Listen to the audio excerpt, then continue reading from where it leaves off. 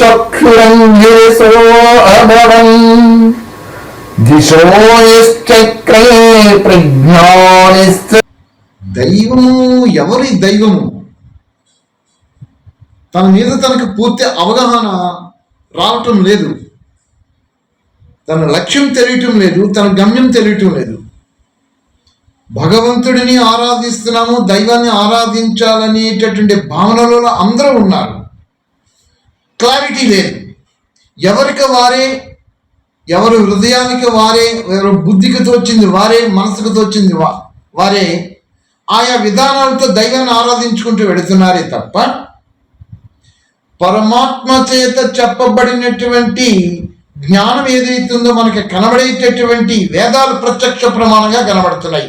ప్రత్యక్ష ప్రమాణంగా వేదం కనబడుతున్నది, శబ్ద ప్రమాణంగా వేదం కనబడుతున్నది, ఉపమాన ప్రమాణంగా, అనుమాన ప్రమాణంగా, ఐతిక ప్రమాణము, అత్తాపత్తి, భావము, అభావము, ఈ 8 రకాల ప్రమాణములతో ప్రత్యక్షంగా మనకు వేదం కనబడుతున్నది. మరి ఇన్ని రకాల ప్రమాణములతో వేదము కనబడుతున్నప్పుడు వేదములలో పరమాత్మ ఏమి బోధించారు అనే విధానాలతోటి పరమాత్మను ఉపాసిస్తున్నానా నేను అని ఆలోచించాలి. పరమాత్మను ఉపాసిస్తున్నాము కదండి మేము అనే విధానాలతోటి ఈ ఆధ్యాత్మిక సంస్థ స్థాపకులు బోధించిన విధానాలు, దానికి అనుగుణంగా తయారైనటువంటి శాస్త్రాల ప్రమాణాలతో వాళ్ళు వెళ్ళిపోతున్నారే తప్ప ప్రత్యక్ష ప్రమాణంతో పరమాత్మ ఏమి చెప్పారో అది ఎవరు గ్రహించటం లేదు. ఉదాహరణకి నేను ఒక ఆర్గనైజేషన్లో ఉన్నాను. ఈ ఆర్గనైజేషన్లో ఉండినటువంటి విధానాలు, సాంప్రదాయాలు, ఆచారాలు, పద్ధతులు పూర్తిగా జీర్ణం చేసుకున్నాను. ఈ జీర్ణం చేసుకున్నటువంటి ఆచార వ్యవహార సాంప్రదాయాలతో వంట పట్టించేసుకొని దానితో జీవనయాత్ర సాగిస్తున్నాను. నేను ఏం చేస్తున్నానో మీకు తెలుసా అండి? నా కుటుంబ సభ్యుల నుంచి వ్యతిరేకత సృష్టించుకుంటున్నాను. ఎందుచేత నేను నమ్మిన సిద్ధాంతమే సత్యమని భ్రమలలోనికి వెళ్ళిపోయి నా కుటుంబ సభ్యులు, రక్త సంబంధీకులు వీళ్ళందరి దగ్గర నుంచి వ్యతిరేకత సృష్టించుకుంటున్నాను. ఈ ఆచార సాంప్రదాయాలకు లోబడి ఈ ఆచార సాంప్రదాయాలు ఏమి నాకు చెబుతున్నవి అంటే అనేక విధానాలుగా బోధిస్తున్నవి ఆచార సాంప్రదాయాలు. ఇవన్నీ దేనికంటే పరమాత్మను చేరడానికి. రకరకాల సాంప్రదాయాలు ఉన్నవి కదా, ఇవన్నీ వ్యతిరేకిస్తున్నాను నేను. నాకు రక్త సంబంధికులు వ్యతిరేకిస్తున్నాను, కుటుంబ సభ్యుల దగ్గర నుంచి కావచ్చు, సంఘం దగ్గర నుంచి కావచ్చు. ఎందుకు? నేను స్వార్థము, నాకు ఒక అవగాహన లేదు, నేను రియలైజేషన్ కాలేదు. నమ్మిన సిద్ధాంతమే పట్టుకొని సత్యాన్ని బిగించుకొని 4 గోడలు బిగించుకొని అందరూ కూర్చుండుకుపోయాను. అదే నన్ను మోక్షానికి, ముక్తికి తీసుకుపోతుంది అని. ఇక్కడ మంత్రులు ఏం చెప్తున్నారు? మన శత్రువులు కామ, క్రోధ, లోభ, మోహ చెబుతూ దుర్భాషణములు అని అన్నారు. ఇక్కడ ఈ దుర్భాషణలు ఎందుకు వస్తున్నవి నాకు అంటే ఈ రియలైజేషన్ కాని కారణముగా. రియలైజేషన్ ఎందుకు నేను కావటం లేదు అంటే నేను నమ్మిన సిద్ధాంతమే సత్యం పట్టుకుని కూర్చుంటున్నాను, ఆచారాలే సత్యం అనుకుంటున్నాను, ఈ సాంప్రదాయాలే సత్యం అనుకుంటున్నాను. ఒకవేళ ఆచారాలే సత్యం అనుకునేటట్లయితే, ఈ సాంప్రదాయాలే సత్యం అనుకునేటట్లయితే ఈ ఫౌండర్స్ అందరూ కూడా ఏం బోధించారు? ఒక స్థాపకుడికి ఒక ఆర్గనైజేషన్కి ఎందుకు ఇన్ని విభిన్నమైనటువంటి సాంప్రదాయాలు? ఒకటి యాక్సెప్ట్ చేస్తే ఇంకొకటి దాన్ని ఖండిస్తుంది. ఇవన్నీ దేనికోసం వస్తున్నవి పరిశీలించారా అండి ప్రేక్షక మహాశయులు, నా ఆత్మబంధువులు? ఈ సాంప్రదాయాలు మిమ్మల్ని దైవం దగ్గరికి చేర్చుతాయా అంటే ఈ సాంప్రదాయాలు ఏమీ దైవం దగ్గరికి చేర్చవు. అవన్నీ కూడా మీ ఆరోగ్యానికి, మీ శరీరంలో కొంచెం ఈ శుభ్రతలుగా పనిచేస్తాయే తప్ప ఆత్మోన్నతికి ఇవేమి సాంప్రదాయాలు పనిచేయవు. ఈ యొక్క చేసే విధానాలు పనిచేయవు. ఆత్మ ఉన్నతి ప్రగతి సాధించడానికి కావలసినది ఏమిటి? ఒక్క అష్టాంగ యోగాంగ సాధనమే. ఈ అష్టాంగ యోగాంగ సాధనం అనేటటువంటి దానిని ఎవరు మనకి ప్రతిపాదించారు అంటే ఒక్క పరమాత్మయే.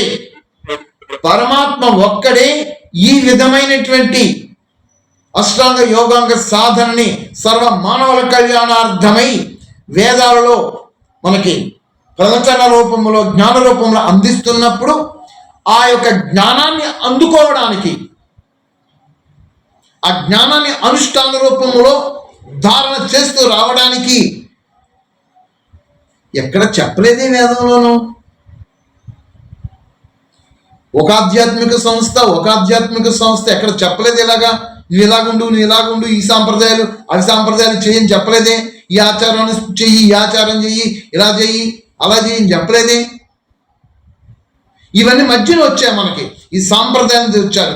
అవిద్యతతోటి బుద్ధి వికసించినటువంటి కారణముగా మనసులో పేరుకుపోయినటువంటి ఈ సాంప్రదాయాల పరంపరలు కుప్పలు తెప్పలుగా ఉండిన కారణంగా నేను ఏం చేస్తున్నాను? నా కుటుంబ సభ్యుల నుంచి వ్యతిరేకత సృష్టించుకుంటున్నాను, సంఘం నుంచి వ్యతిరేకత సృష్టించుకుంటున్నాను. నేనేదో ఉన్నతమైనటువంటి వాడిని, నేనో ఉన్నతమైన మార్గంలో వెళ్ళిపోతున్నాను, నేను భగవంతుడి యొక్క పరమాత్మ మార్గంలో ఉంటున్నాను, మీరందరూ కూడా అవిద్యుత్తుతో ఉన్నారు, మీరు ఈ ఆహార పదార్థాలు తినడం వల్ల నేను భ్రష్టమైపోతాను, మీరు వండిన పదార్థాలు నేను తినకూడదు, మీరు నన్ను ముట్టుకోకూడదు. ఇవన్నీ ఏమిటి? దిక్కుమాలినటువంటి పనికిమాలని వ్యవస్థతో కూడినటువంటి సాంప్రదాయ ఆచారాలు. ఇవన్నీ ఖండన మండలంలో జరిగి ఆత్మశుద్ధి లేని ఆచారమేలా, చిత్తశుద్ధి లేని శవ పూజలేలా, భాండశుద్ధి లేని పాకమేలా. చెప్పుకుంటున్నా ఒక ప్రక్క నుంచి, నా చిత్తం శుద్ధమయ్యినదా? చెప్పండి. నా ఆత్మ శుద్ధమయ్యిందా? ఆత్మ శుద్ధము కావాలి అనేటట్లయితే అష్టాంగ యోగాంగ సాధన చెయ్యండి. అది ఒక్కటే నిజమైన సాంప్రదాయము, అది ఒక్కటే నిజమైన ఆచారము మిమ్మల్ని తీర్చిదిద్దడానికి.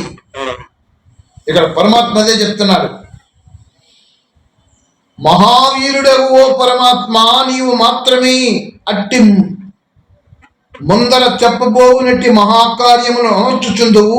ఇప్పుడు వారిని చూపుచున్నామని ఉపాసకుల హృదయములో ప్రకటితమగు నీవు తప్ప వినాశకులు ఇతరులెవరూ ఉండరు. మీ మనస్సులలో, మీ హృదయములలో జన్మల పరంపరలలో పొరలుగా పేర్కొని పోయినటువంటి గొప్ప తెప్పలుగా ఉండినటువంటి అనేక సంస్కారములు, వీటన్నిటినీ నాశనం మునర్చేటటువంటి వాడు ఎవరు? వీటన్నిటికీ శత్రువు ఎవడు? వీటిని జయించడానికి మహావీర సూర్యుడి ఎవరు? ఒక్క పరమాత్మయ్య. అలాంటి పరమాత్మను నీవు శరణ పొందావా? పరమాత్మను శరణ పొందాలనేటట్లయితే ఇక్కడ నాకు అవగాహన కావాలి. నేను ఎందుకు శరణ పొందాలి? పరమాత్మను, పరమేశ్వరుడిని నేను ఎందుకు శరణ పొందాలి అంటే, నన్ను ఎవడో పీడిస్తున్నాడు, ఒకడు ఎవడో బాధిస్తున్నాడు నన్ను.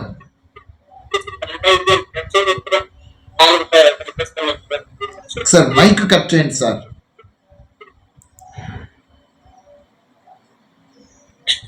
ఎవడో నన్ను బాధిస్తున్నాడు,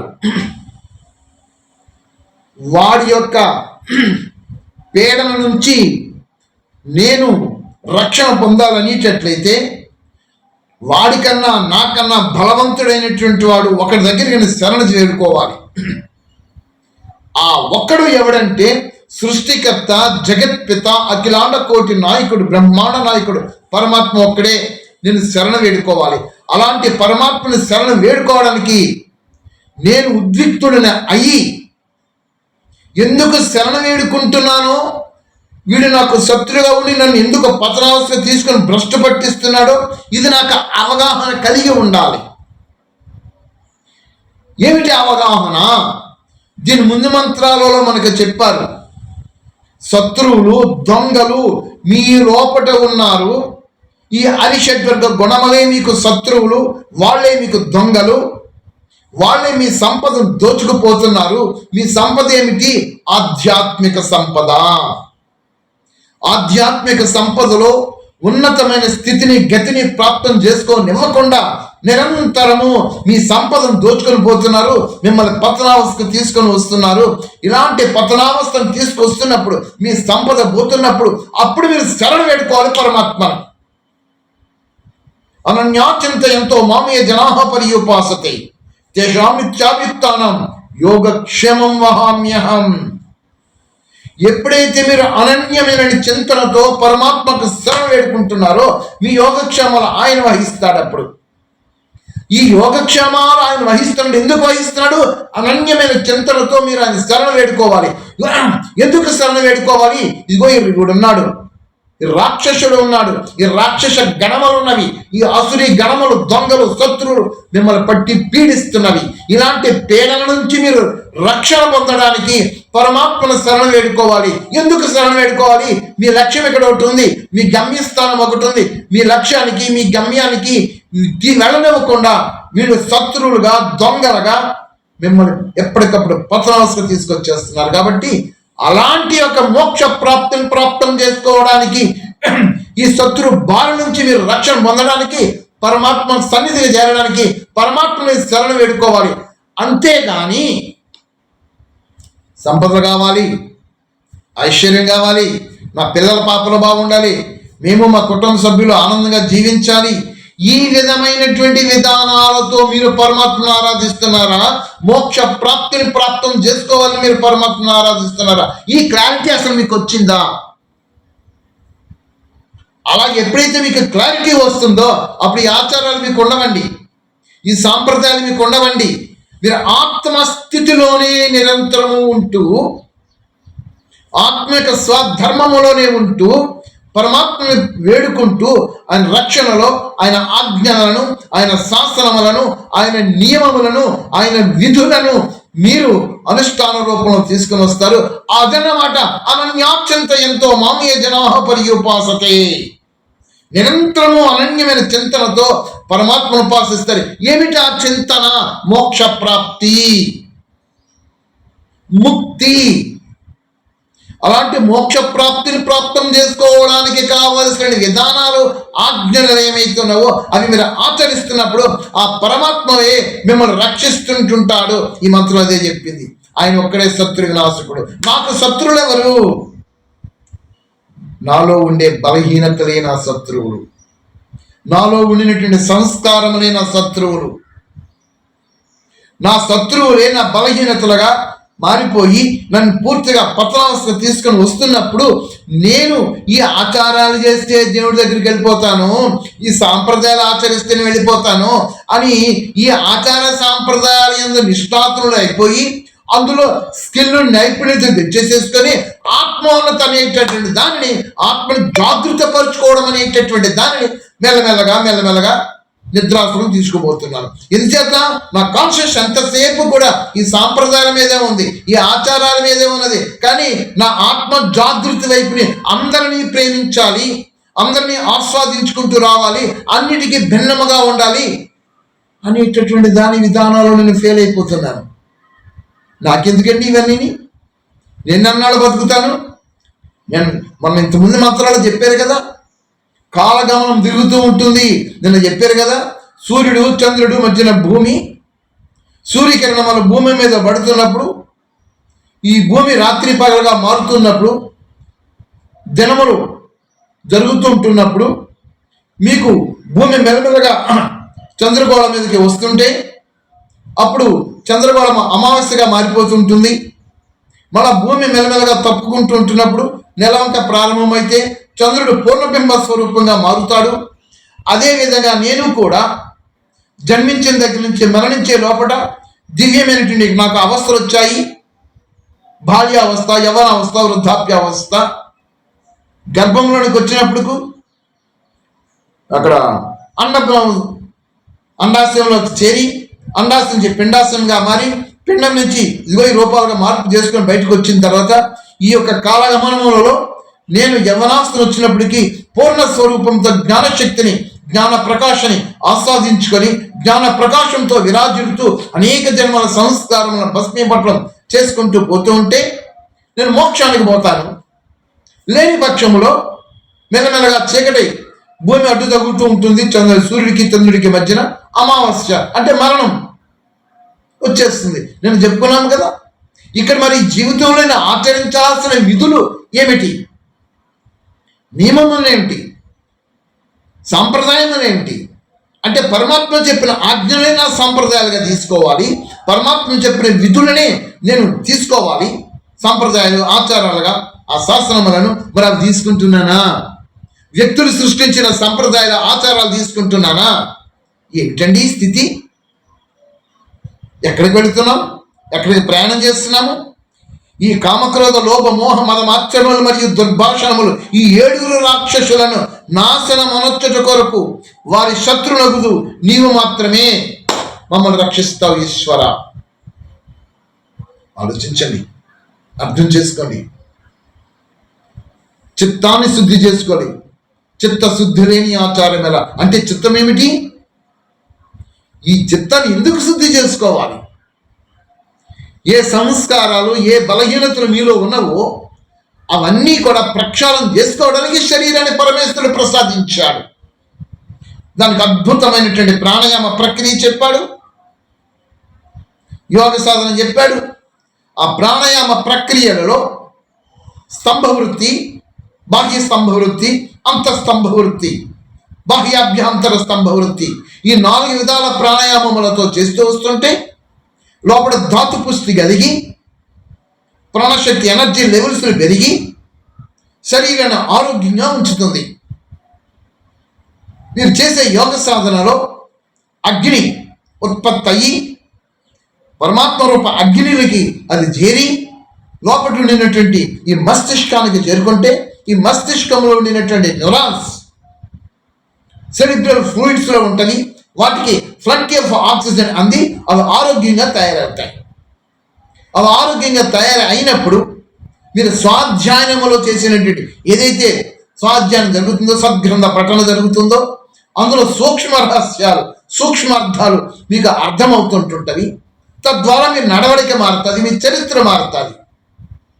ఇవేమి చదవరు, ఉపనిషత్తులు చదవరు, దర్శనాలు చదవరు, వేదాలు చదవరు. ఈ సంస్థలు అంటే పరుగులు పెడుతున్నారు. ఇవి చేస్తే మాకు వచ్చేస్తాయి, ఇవి చేస్తే మాకు వచ్చేస్తాయి. ఒక విధమైనటువంటి కీర్తికి, ఒక విధమైనటువంటి గౌరవానికి, ఒక పొజిషన్లకి, వాళ్ళు ఇచ్చే మర్యాదలకి లోపడిపోతున్నారు. ఇలాంటి వారందరూ ప్రగతి పదంలో 0. ఎంతసేపు స్వపరివర్తనతో, విశ్వ పరివర్తనతో సర్వులని కూడా ఆలింగనం చేసుకుంటూ, అందరినీ ప్రేమిస్తూ, అందరినీ హృదయాలకు హత్తుకుంటూ, వాళ్ళ సంస్కారాలతో సంబంధం లేకుండా మీ యొక్క దివ్యమైన ప్రభని వ్యక్తపరుచుకుంటూ జీవనయాత్ర సాగించాలి. అదే చెప్పింది ఈ మంత్రంలో. సృష్టి క్రమం కూడా చెప్పుకుంటూ వచ్చేసారు. సృష్టి క్రమము ఈ మంత్రంలో కనబడుతుంది. నువ్వు ఎందుకు వచ్చావు ఈ సృష్టి మీదకి, ఈ భూమి మీదకి ఎందుకు వచ్చావు, ఈ భూమి ఎలా ఉత్పత్తి అయ్యింది, ప్రళయం అయిన తర్వాత ఈ స్థూలమైనటువంటి ప్రకృతి ఏదైతే ఉందో ఈ ప్రకృతి అంతా కూడా ప్రళయములో దృశ్య రూపం నుంచి అవ్యక్త రూపం ఒడిగిపోతుంది, సూక్ష్మ పరమాణు రూపం ఒడిగిపోతుంది, సూక్ష్మ పరమాణు నుంచి పరమ సూక్ష్మ పరమాణులుగా మళ్ళీ మారిపోయిపోతుంది. తుచ్చమై అయోగ్యమై ఒక ఆచ్ఛాదితం లేకుండా ఉంటుంది ఈ ప్రకృతి. ఆత్మలన్నీ కూడా నిద్రావస్థకు వెళ్ళిపోతాయి, పూర్తిగా సుషుప్తావస్థలో ఉండిపోతాయి. పరమాత్మ కారణరూపం నుంచి మళ్ళా కార్యరూపంలోకి వస్తున్నాడు. తమ ఆసీత్ తమసి ఘోడామగ్రే ప్రకేతం శరీరం సర్వమాయుధం తుచ్ఛైనాపవిపిహితం యథాసిత్త ప్రశస్తన్మహీన జాయతైకం. తుచ్చమై అయోగ్యమై ఆచ్ఛాదితమైనటువంటి ఈ పరమ సూక్ష్మ ప్రకృతి ఏదైతుందో అణురూపంలో, పరమాణు రూపంలో దాని దగ్గరికి చేర్చుతాడు. దాన్ని మహత్తుగా, ఆ మహత్తు నుంచి అహంకారంగా, దాని నుంచి తన్మాత్రలుగా, దాని నుంచి పంచభూతములుగా, దాని నుంచి ఇవి శరీరాల రూపంలో ఈ మానవ సృష్టి అంతా ఉత్పన్నమైపోతుంది. ఇంత అద్భుతమైన సృష్టికర్త పరమాత్మయే మీకు రక్షకుడుగా ఉంటున్నాడు. మోక్ష ప్రాప్తిని ఆయన అనుగ్రహించి ప్రసాదిస్తున్నాడు. అలాంటి పరమాత్మని మీరు శరణ వేడుకొని ఆయన ఆజ్ఞల శాసన రూపంలో ఉండినటువంటి విధానాలని ఆచరిస్తున్నారా, లేక వీరు వీరు వీరు వీరు చెప్పినటువంటి గురువులు బాబాలు వీరు చెప్పిన విధానాలు ఆచారాలు సాంప్రదాయాలు ఈ అనుష్ఠానాలు ఆచరిస్తున్నారు? అది మీ విజ్ఞతకే విడిచిపెట్టేస్తున్నారు. ఈ మంత్రం అదే చెప్తున్నాడు, ఇవన్నీ కూడా ఆయన ఉపాసిస్తాడు. అలాంటి పరమాత్మను చూడండి, ఈ కారణనే మన మాయన గౌరవ గానమును ముక్త కంఠముచే స్తుతి యొనొచ్చట ఉచితమయ్యుండును. అలాంటి పరమాత్మను నిత్యము గానం చేస్తూ ఉండాలి. చేస్తున్నామా? ఆ పరమాత్మని నిత్యము మనము ఇక్కడ మళ్ళీ లోపలికి వెళితే పరమాత్మను గానము చేయటం వలన ఆ యొక్క కర్తవ్యాలు ఆ గుణాలు మనకు కొంచెం వంట పడతాయి. గానం చేస్తే ఏవైతే ఆ గానములో ఉండినటువంటి ఆ గుణాలని ఆ కర్తవ్యాలని అనుష్ఠాన రూపంలో తీసుకుని వస్తే మన చరిత్ర మారుతుంది. ఇవన్నిటినీ కూడా చక్కగా తీసుకొచ్చి చూపించారు, యోగ దర్శనంలో కనబడతాయి. కనీసం నా ప్రియ ఆత్మబంధువులు పరీక్షించుకోండి, పరిశీలించండి, చదవండి, చదివినదని అర్థం చేసుకోండి. ఉపనిషత్తు ఏం చెప్తుంది, దర్శనములు ఏం చెప్తున్నవి, భగవద్గీత ఏం చెప్తుంది, వేదం ఏం ఘోషిస్తుంది, ఇవి కనీసం చదవండి, అర్థం అవుతుంది. మూఢాచారాలకి మూఢ సాంప్రదాయాలకి వెళ్ళకండి, రిలైజేషన్ అవ్వండి, స్వయాన్ని ఆత్మగా గుర్తించండి. మీ శ్రేష్ఠ సత్కర్మలయే పరమాత్మ యొక్క ఉపాసనయే మీకు ఆధ్యాత్మిక ఐశ్వర్యాన్ని ఇస్తాడు, ఆ భౌతిక సంపదనిస్తాడు, సుసంతానాన్ని ఇస్తాడు, చక్రవర్తి రాజ్య లక్ష్మిని ఇస్తాడు, చివరిగా మోక్షాన్ని ఇస్తాడు. ఇవన్నీ ముందు చెప్పుకున్నాం. మరి మీకెందుకండి? మీరు ఎవరిని ఉపాసిస్తున్నారండి? ఈ మంత్రంలో అదే చెప్తున్నారు. ఈ అండపిండ బ్రహ్మాండమైనటువంటి మహా సృష్టిని సృష్టించినటువంటి సృష్టికర్త అయినటువంటి పరమాత్మని ఉపాసించడం మానేసేసేసి, ఆయన గానం చేయడం మానేసేసి, స్తుతి ప్రార్థనోపాసనలు ఆయనకే చేయకుండా ఈ వ్యక్తులకి బాబాలకి గురువులకి చేస్తున్నారు. ఇది అవిద్య కాదా? ఇది పరమాత్మగా ఆజ్ఞను తిరస్కరించడం కాదా? మీరు సమర్థించుకుంటున్నారు మేము పరమాత్మని ఉపాసిస్తున్నామని. మీ మనసును మీరు ప్రత్యక్షపరచుకోండి. మీ లోపల పరమాత్మ యొక్క ఉపాసన జరుగుతుందా? నిరాకార నిర్గుణ పరబ్రహ్మ స్వరూపము, ఆ అనంతమైన తేజోమయ మండలము, ఆ ప్రకాశాన్ని మీరు ఉపాసిస్తున్నారా, రూపాన్ని ఉపాసిస్తున్నారా? ఆలోచించండి. ఏ రూపాన్ని అయితే మీరు ఉపాసిస్తున్నారో ఆ రూపము లోపల పరమాత్మ ఉన్నాడు. అలాంటి పరమాత్మను మీరు ఎదురుగా పెట్టుకోండి, మీ మనోఫలకము పెట్టుకోండి. ఉన్నవాడు ఆయనే. పెట్టుకోవడం అంటే అర్థం ఏమిటి తెలుసుకోండి. ఎదురుగా ఉన్న భయపడండి, అర్థం చేసుకోండి, ఆయన ఉపాసించండి. అది ఈ మంత్రంలో విశేషత. నాకు 7:10 అవుతుంది. ఇవాళ సోమవారం కదా, నర్సిపట్ల యజ్ఞక్రియలు ఉన్నవి, యజ్ఞానికి వెళ్ళాలి. అది ఓం నమః.